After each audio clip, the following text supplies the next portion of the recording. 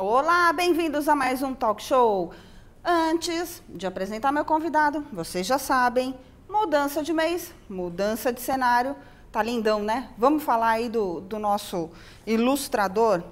É o Vanberto Nicomedes. Ele é ilustrador e autor de quadrinhos. Nascido em Recife, Pernambuco, em 1974, começou a trabalhar com ilustrações em pequenos jornais aos 14 anos. E aos 16, já estava na Sol Editora, publicando revistinhas de bolso de entretenimento e quadrinhos eróticos. Em 95, desliga-se da Sol Editora e vai trabalhar com Lailson de Holanda, cartunista conhecido internacionalmente.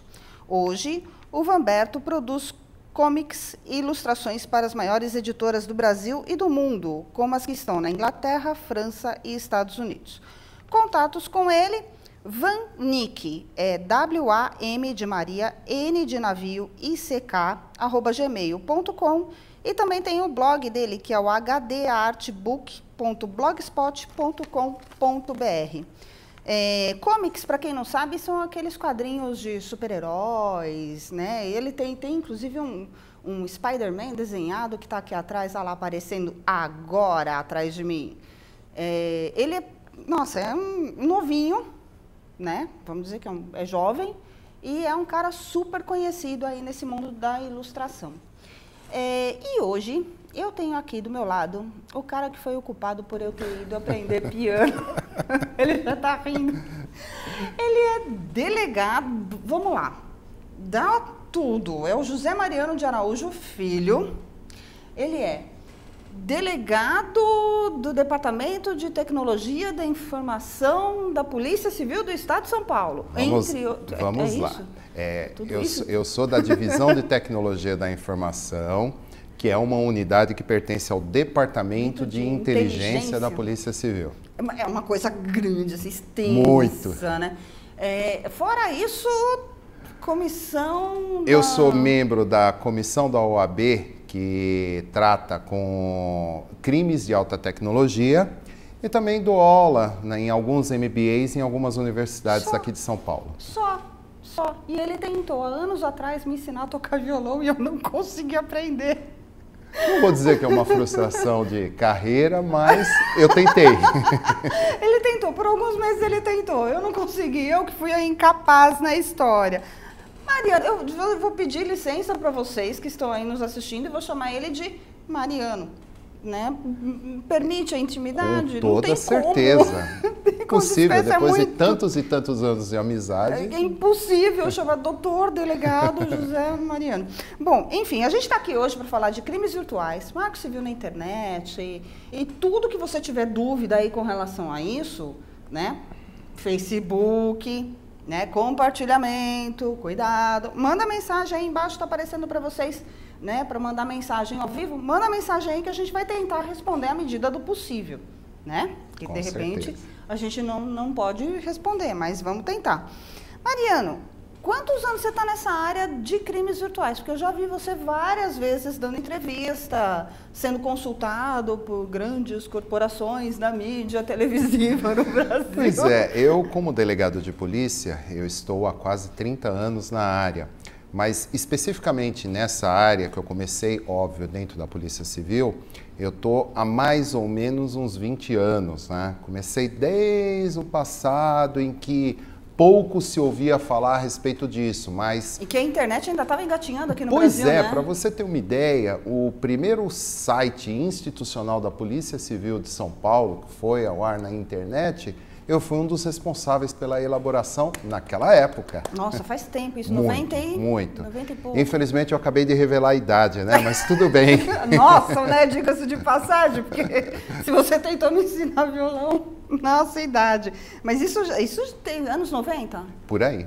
Anos 90. Exatamente. Você já deve ter visto os maiores absurdos nessa área de crime virtual, né? Cybercrimes. Pois é, para você ter uma ideia, assim, o período para mim que foi mais o ápice de tudo que eu tive a oportunidade de conhecer, porque desde que eu comecei minha carreira na polícia, que eu me interessei por essa área e também comecei a buscar maior conhecimento, você vai obtendo conhecimento de uma maneira muito teórica, principalmente inspirado nas experiências dos outros países. Mas eu tive a oportunidade de ser o delegado, tanto delegado assistente como delegado titular da Delegacia de Crimes Eletrônicos de São Paulo, que é uma unidade que pertence ao Departamento de Investigação sobre o Crime Organizado, o DEIC, daqui de São Paulo. Ali sim, para mim, em termos de cybercriminalidade, foi a maior experiência, a experiência de uma vida, eu posso dizer. Por quê? Porque você vê de tudo. Porque você vê exatamente de tudo. Muita coisa, situações diferentes, cada dia diferente do outro, muitos desafios. Então, para mim, acima de tudo, foi uma das maiores experiências de vida, não somente experiência profissional, mas uma experiência de vida. E a tecnologia hoje é uma, amanhã é outra, e você tem que tentar correr atrás, né? E acompanhar como as coisas vão acontecendo. Exatamente. Eu acho que o desafio tecnológico existe há anos e anos passados e sempre vai existir. A questão é, as pessoas, cada vez mais rápido, elas estão muito ligadas à tecnologia. Eu posso dizer para você, hoje você praticamente pode se considerar um zero à esquerda, não vou nem falar um bit à esquerda. Você é um zero à esquerda se você sequer tem um endereço de correio eletrônico. E cada vez se exige mais. Você tem que ter um endereço de correio eletrônico, um perfil no Facebook, um perfil no Twitter, um perfil no LinkedIn e por aí vai afora. Por questões profissionais, né? Porque por senão... questões profissionais e pessoais. Profissionais porque você precisa de uma ascensão em termos de carreira. E pessoais porque você não se integra em nenhuma turma se por um acaso você não sabe o que está rolando na internet no Facebook daquela pessoa. Pelo menos ter uma noção, né? Tanto que hoje as empresas, para contratar, fazem toda uma investigação nas redes sociais também, né? Exatamente. Dos futuros contratados. Então, dependendo de como você age na rede social, você vai ser ou não contratado. Que, aliás, agora a gente cai até numa outra coisa que é o que se faz na vida virtual ser diferente do que é a vida real. É um tema fascinante, porém, contrariando o que a maior parte das pessoas pensam, Célia, eu costumo dizer o seguinte: se você é daquele tipo de pessoa que faz uma separação entre sua vida pessoal, sua vida chamada virtual, eu sinto lhe dizer, mas você está errado. Não existe essa história de vida virtual é uma, vida real é outra. Porque as pessoas acham que na sua vida virtual ela incorpora superpoderes, coloca a capa do super-homem nas costas e ela se torna inacessível. Cria um nome fake. Exatamente. E aqui eu posso fazer tudo o que eu acho que eu tenho que fazer. Isso é um tremendo erro. Quando a gente é pequenininho, o que acaba acontecendo? Os nossos pais falam, olha, não fique com determinada pessoa porque não é uma boa amizade, não volte para casa depois de tal horário porque é perigoso, não frequente tal lugar porque é muito perigoso, ou seja, aquela série de hábitos que a gente vai incorporando no dia a dia. Que todo pai fala para todo filho. Agora, em se tratando de vida virtual, de internet principalmente, as pessoas esquecem tudo isso. E aí, fazem amizades íntimas, pessoais, coloridas, seja lá o que for, com pessoas que nunca viram na vida e muito mais na frente. Frequentam websites na internet que não têm a mínima ideia do conteúdo que está ali, se é verdadeiro, se é bom, se é ruim, e por aí fora vai. Ou seja, não dá para você divorciar certos cuidados que você tem na sua vida pessoal com aquilo que você faz na internet. Porque a internet, no final das contas, ela é um propagador de informações com uma velocidade que você não conseguiria ter soltando esse material na sua vida real. É muito perigoso. Destrói-se empresas. Há vários exemplos de empresas que foram completamente destruídas pela ação de internet. E pior, o que você está dizendo, vidas. A gente teve caso no Sul, lembra de uma garota que se suicidou por causa de um vídeo que o namorado, o ex-namorado, compartilhou via WhatsApp, era um vídeo íntimo. Gente, a menina se matou. Infelizmente, essa não é a exceção. Não é a exceção, isso que é o problema, né? Isso tem se tornado alguma coisa cada vez mais comum. E aí, entra-se numa série de problemas que eu sou obrigado a me remeter à legislação no nosso país, que a nossa legislação é extremamente falha, ela não criou mecanismos necessários para você, ao menos, tentar através de uma indenização, melhorar o sofrimento das pessoas. E responsabilizar quem causou? E principalmente responsabilizar na esfera civil, com o pagamento pecuniário, e também na esfera penal. A esfera penal, a nossa legislação é absolutamente pífia. Mas isso vem caminhando, vem melhorando. Olha, né? O que eu posso te dizer é o seguinte, durante aproximadamente 11 anos eu participei de todos os grupos de discussão que foram criados junto ao projeto de legislação de cybercrimes que tramitou no Congresso Nacional. Eu dei vários pareceres, auxiliei senadores no Senado Federal. O projeto que se levou à alcunha de Projeto Azeredo foi aprovado no Senado. Aí foi uma nova discussão na Câmara. Foram 11 anos discutindo essa legislação de uma maneira que o Brasil tivesse alguma coisa palpável, real e que pudesse até fazer frente às ameaças crescentes na internet. Isso há muitos anos atrás. Como resultado disso, o que aconteceu? O chamado Projeto Azeredo passou e passaram apenas de irrelevante um artigo. Que para as pessoas, um monte de coisa. Nada. E aprovou-se no lugar o que a gente alcunha, chama, até certo ponto erroneamente, de Lei Carolina Dickmann, que dada a forma apressada, a péssima redação de todos os artigos, todos os incisos que tem, é péssimo. Se tornou inaplicável, consequentemente, está fadada a se tornar uma letra morta. Acabei de receber aqui a Dilson do Rio de Janeiro. Foi preciso a Carolina Dickmann ser hackeada, então? É que acontece o seguinte... Ou seja, alguém... Na realidade, foi uma situação que se colocou como um facilitador para a aprovação de um projeto do governo, que é o atual governo, no sentido de não aprovar a legislação do senador Azeredo, ex-senador Azeredo. Eles não queriam aprovar a legislação da maneira como vinha caminhando, que era muito melhor. Aí o que aconteceu? Aprova-se a Lei Carolina Dickmann, alcunhada pela bandeira. Olha, é emblemática, aconteceu com aquela atriz, a Carolina Dickmann. Que já tinha acontecido com tanta gente, né? Só que a lei era anterior a essa situação. Várias outras pessoas, inclusive personalidades, tiveram vários problemas relacionados a isso, pensaram o caso e usaram de uma maneira midiática.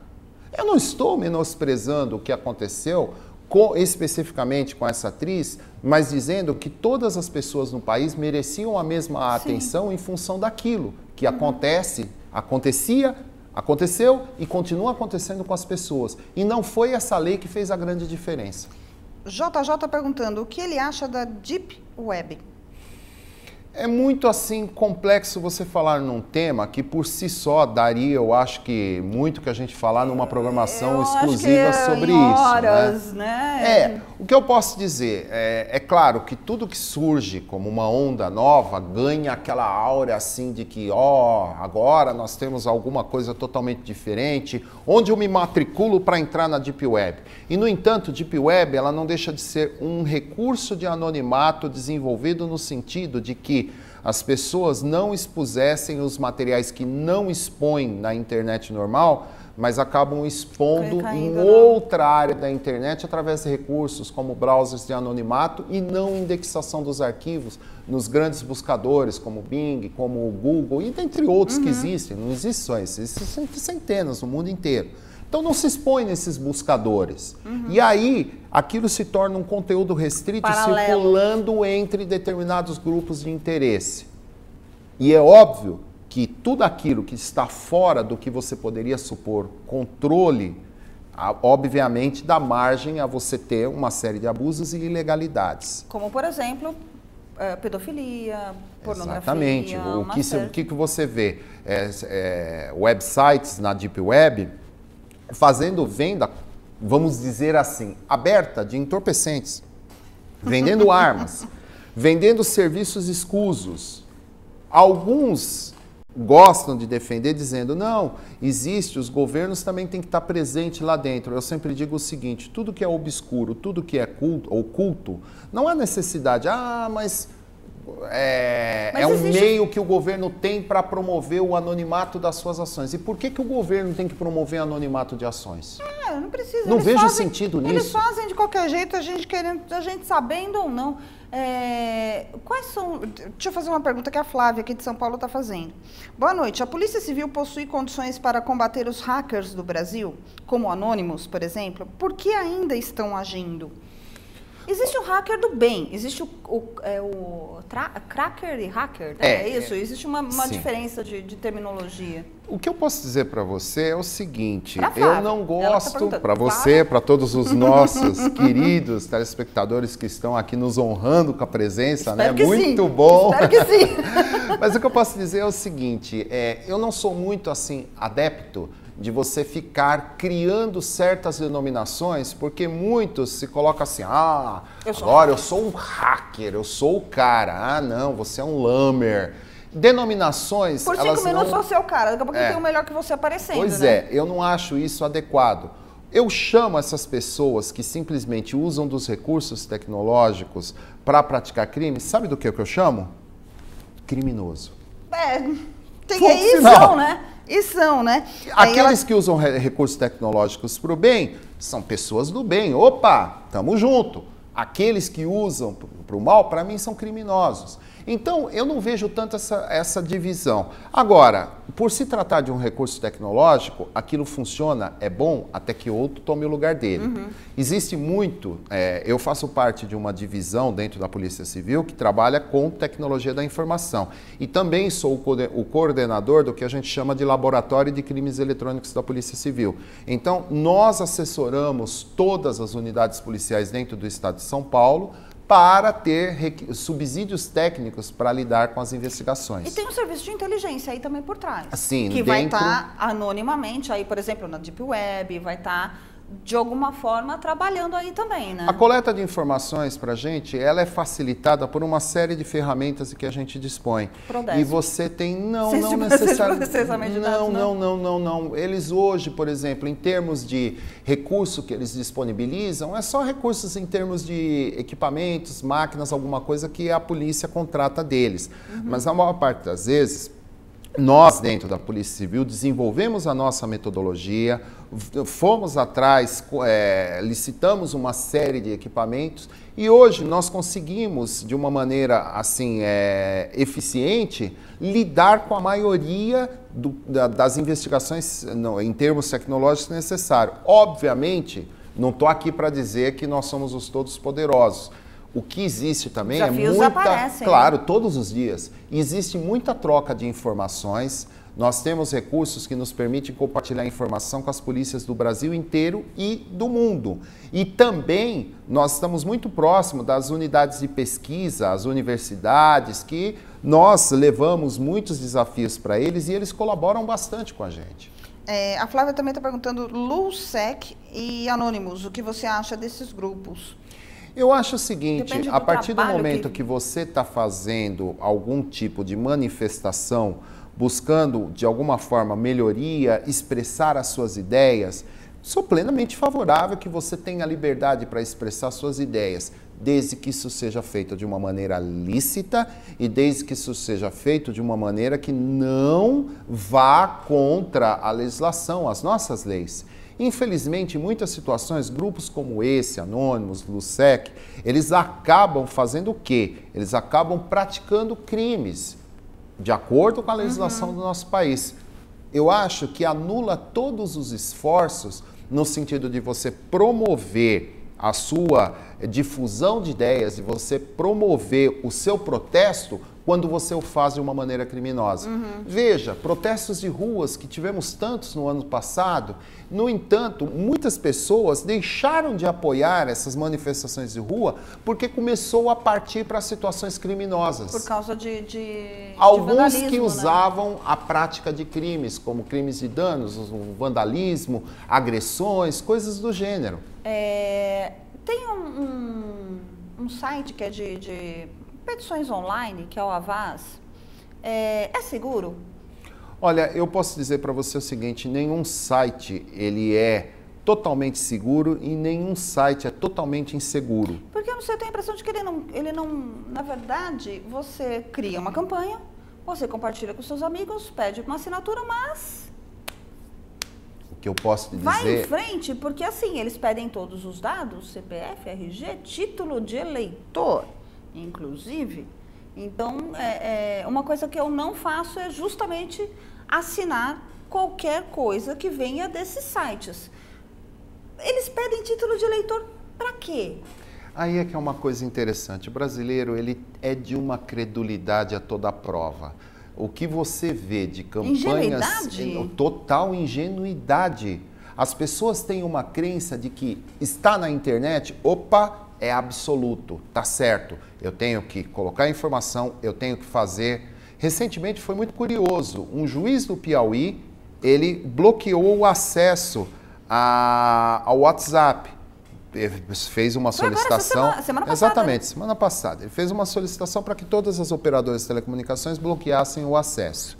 Óbvio, isso não prevaleceu, seria difícil uma medida tão brusca como essa prevalecer, outros interesses de prestar informação apareceram, a informação chegou e tal. O juiz não praticou nenhum ato ilegal, isso eu faço questão de ressaltar.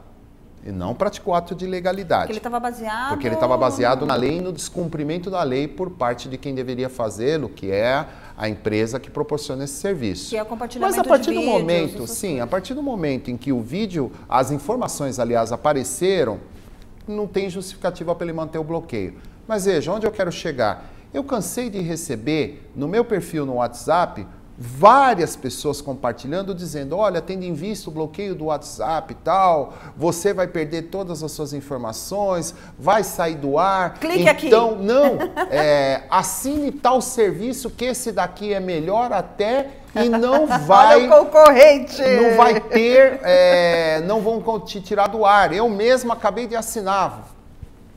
Poxa. Calma, povo, calma. Ó, uma outra pergunta. O Jorge perguntando se a ABIN não seria mais adequada para tratar do assunto de tecnologia de informação. São esferas diferentes de poder. Isso, quando você está falando da Agência Brasileira de Informação, você está falando de um órgão que é da esfera federal de poder. Dada a repartição... Não, ela não é militar. Não é militar. Muito embora ela esteja assim muito próximo dos órgãos de inteligência do governo federal, como é o caso das Forças Armadas, ela não é um órgão, é dirigido por funcionário de carreira e tal, escolhido pelo presidente da República, né? Que faz a escolha e o nomeia. Mas isso é dentro da esfera de poder federal. Muito embora a ABIN é uma agência de informações voltada para subsidiar o representante do executivo, o presidente, a presidenta da República, para a adoção de determinadas medidas. Então, ela subsidia com informações. Órgão de investigação na esfera federal é a Polícia Federal, que ainda assim tem a sua atuação restrita. A Polícia Federal não investiga todo e qualquer tipo de crime praticado na internet, crime por meio eletrônico. A atribuição maior são das polícias civis nos estados. Essas sim são as responsáveis pelas investigações da maioria e do grosso dos crimes que acontecem por meios eletrônicos. E aí pode chegar a Polícia Federal, dependendo do que for? Não necessariamente. Não existe uma subordinação ou uma vinculação entre um órgão e o outro. Não, o negócio é grande, envolve vários estados. A polícia que iniciou a sua investigação vai até concluir, tomar todas as providências que sejam cabíveis. E pode, num caso como esse, que ultrapassa a fronteira daquele estado, ele pode trabalhar em cooperação, e é assim que funciona, com as polícias civis de outros estados. Chegando mais pergunta aqui. Mariana Reis. Oi, o que ele achou da espionagem da NSA dos Estados Unidos que invadiu a Petrobras e o e-mail da Dilma? Até onde pode se investigar uma pessoa? Até onde isso é lícito? Olha, eu vou Será que no Brasil também a gente não faz isso com o povo lá fora? Eu vou dizer uma coisa para você. Eu acho que o que aconteceu é que houve toda uma mistificação nesse caso NSA, ou NSA para a gente. Porque a partir da divulgação de muito do material que o Snowden tornou público, se partiu do pressuposto, não, entraram, invadiram, rastrearam de cima a baixo todas as informações da Petrobras, da Presidente da República, etc. e tal. Isso não aconteceu. Eu tive acesso a muito do material por colegas especializados. Eles tiveram acesso. O que o Snowden publicou não foi nenhuma prova de invasão de servidores, de equipamentos. Ele publicou algumas apresentações que mostravam conhecimento de material. Conclua se houve ou não houve, se pegaram isso ou não. É óbvio que isso mostra o quê? O interesse de uma agência internacional pelas informações brasileiras, o que por si só é grave. Aliado a informações de outros países que ocorreu, situações de espionagem, que tal informação realmente vazou, você parte do pressuposto, se eles têm aquele material que leva a crer que sabiam do que estava acontecendo, eles também invadiram aqui. Mas prova física, prova real, não se colheu nada dentro do que a gente tem. E o que vale para a justiça é a prova real. Exatamente. Essa é a questão. Mariano, você deve ter visto de tudo, né, nesse tempo todo, nessa área de cybercrime. Qual é o mais recorrente? O que aparece mais? Estelionato? Bom, eu tenho recebido, que eu estava conversando com ele antes aqui da entrevista, eu tenho recebido mensagens no meu celular de um DDD, acho que 85, 88, sei lá, da onde é isso? 81 é Salvador, né? Não, é normalmente Fortaleza, Recife, toda aquela região. Eu tenho recebido mensagens, aqui é da operadora tal, você ganhou um carro tal, mas tanto em dinheiro, responda com tal código. Gente, para, né? Eu vou responder pro cara, agora eu vou responder pro cara, mas eu vou responder pro cara com um determinado palavrão. Cara, para de mexer, né? Porque, ou então assim pra ele, cara, eu também tô preso, né? Eu tô aqui em São Paulo e tô preso, né? Porque isso a gente sabe que vem geralmente na grande maioria das vezes, sim. Dentro dos presídios. O que é mais recorrente? O que você viu mais? Você pode falar, olha, esse é o grosso do cybercrime, fiquem atentos a isso. Olha, durante o período que eu estive à frente da Delegacia de Investigação de Crimes Eletrônicos aqui de São Paulo, uma das coisas que acabou sendo muito mais recorrente são os crimes contra a honra e os crimes de ameaça. Por quê? Porque envolve a pessoa física em si, aquele usuário que foi caluniado, difamado, injuriado. E pela quantidade de vezes que isso acaba acontecendo na internet, acaba sendo um pouco comum esse tipo de delito. Lembrei agora da Geise Arruda, né? Que foi isso que aconteceu. O vídeo dela foi compartilhado, dela andando na faculdade. Seria mais ou menos ali isso. Eu poderia dizer que não seria um dos melhores exemplos, mas você tem tantos e tantos e tantos que já aconteciam, continuam acontecendo e infelizmente vão continuar acontecendo, que situações mais graves aparecem no cotidiano e às vezes a gente não toma nem conhecimento, só quando assume uma proporção muito grave.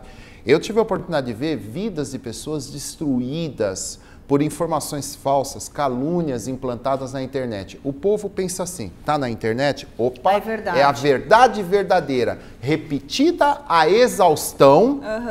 E aí, consequentemente... Uma mentira repetida mais de 1000 vezes torna-se uma verdade. Isso era o ministro da propaganda de Hitler, Goebbels, que falava.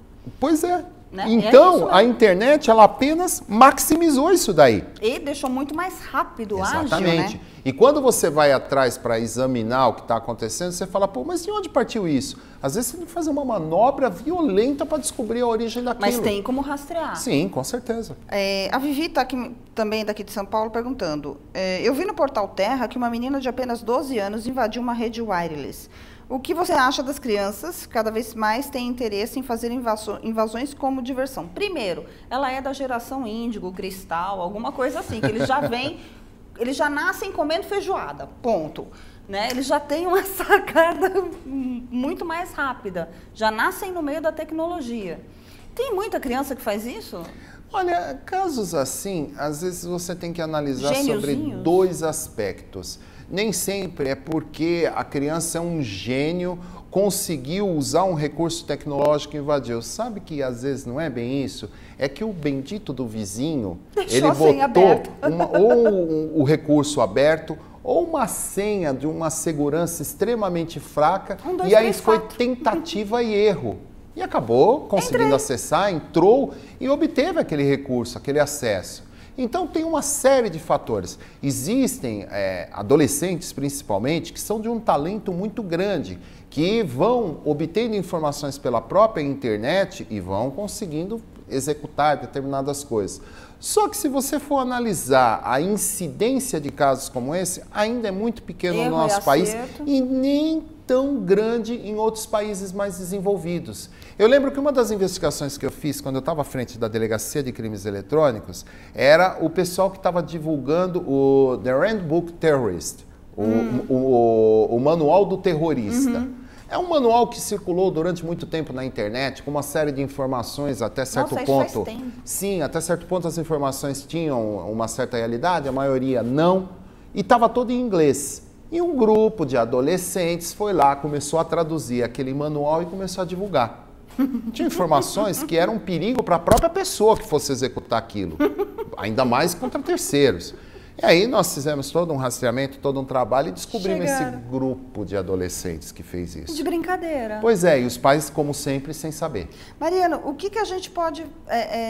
quais os cuidados que a gente pode tomar? Eu queria falar de marco civil na internet e não vamos conseguir. Não, já estou estourando tempo aqui. Nós vamos marcar um outro dia para falar só de marco civil na internet. Podemos? Podemos, só que eu vou dar um pitaco rápido. Marco civil na internet, na minha opinião, é aquela legislação afoita que, no final das contas, não é garantidor de que o usuário, a pessoa física, vai receber a proteção que merece. Só atiço todos os nossos espectadores para depois a gente discutir. Mas, de uma certa forma, cria responsabilidades. Até certo ponto, sim, mas para uma empresa é muito mais simples ela se defender, entendeu? Mas para quem não tinha nada? Olha, é um avanço? Até certo ponto, sim. Mas eu acho que a gente tem que caminhar muito mais para sair da nossa posição hoje de proteção ao usuário da internet em comparação a países mais desenvolvidos. Nós estamos engatinhando. Engatinhando ainda, né? Mariano, quais os cuidados que a gente pode tomar na internet? A gente já sabe, eu só quero que você reforce. Uma parte a gente já sabe, não deixar sua vida toda exposta. Eu tenho aqui uma vida virtual, tá? Mas eu tenho uma vida real também. E eu só existo virtualmente porque eu tenho uma vida real. Né? Não é o contrário. Né? Não pensem em vocês que eu saio na rua e vem gente, ai, me dá autógrafo. Não. Já aconteceu de eu estar num lugar e alguém parar, olhar assim pra mim. Eu te conheço. Eu te conheço. Vocês não fazem ideia do quanto isso assusta. A gente tá num lugar e alguém chegar e falar, eu te conheço. Né? Na hora você toma um baque assim. Aí depois a pessoa vem, é que eu sou amigo de fulano, e eu vi uma entrevista sua assim, assim. Aí você acalma, mas no primeiro momento assusta. Mas quais os cuidados que a gente pode tomar de uma forma geral na internet? Levar a sua vida, vamos dizer assim, não gosto, mas vou usar, porque é público, a sua vida virtual da mesma maneira como você leva a sua vida real. E nesse ponto, o tempero principal que vai dar todo o sabor à sua vida chama-se bom senso. O que você não faria na sua vida real, não queira fazer na internet achando que você tem superpoderes ou que você vai ficar escondido ou que ninguém vai reparar em você. Porque, como eu disse, internet destrói vidas, reputações, empresas. É muito perigoso. Na mão de certas pessoas, a internet é uma verdadeira arma carregada e não é um revolvinho qualquer, não. É um verdadeiro fuzil. A gente teve o caso da moça no Guarujá que morreu espancada, e morreu pior, linchada, sem ela ter qualquer responsabilidade e até sem saber porque estava sendo agredida. Entendeu? E aí as pessoas falam, mas eu só compartilhei. Então, cuidado, você é corresponsável por aquilo que você compartilha. Né? Você disseminou uma informação e essa informação levou ao assassinato Destruição de uma pessoa. De vida. Destruição de vida. Bom, estouramos o tempo, Mariana. Olha, fica a minha promessa aqui para vocês. A gente vai marcar um outro dia, quando o delegado Mariano tiver a possibilidade. A gente faz um outro programa falando sobre o Marco Civil, sobre essas responsabilidades. Combinado. A gente deu um apanhado de como anda a vida virtual. Mas acho que dá pra gente... tem que, né? Como dizia minha sobrinha, aprofundar o assunto e cutucar você que está aí do outro lado. Não, Mariano, Quer deixar... Eu acho que o pessoal da produção já deve ter passado aqui o seu blog, o seu blog, delegadodepolicia.com. Quer deixar seu recado para o nosso internauta? Mais algum... Eu gostaria de agradecer pela oportunidade de estar aqui, compartilhando um pouco daquilo que a gente vivencia no dia a dia e dizer que são iniciativas como essas que fazem a diferença em uma grande centena, milhares, milhões de pessoas.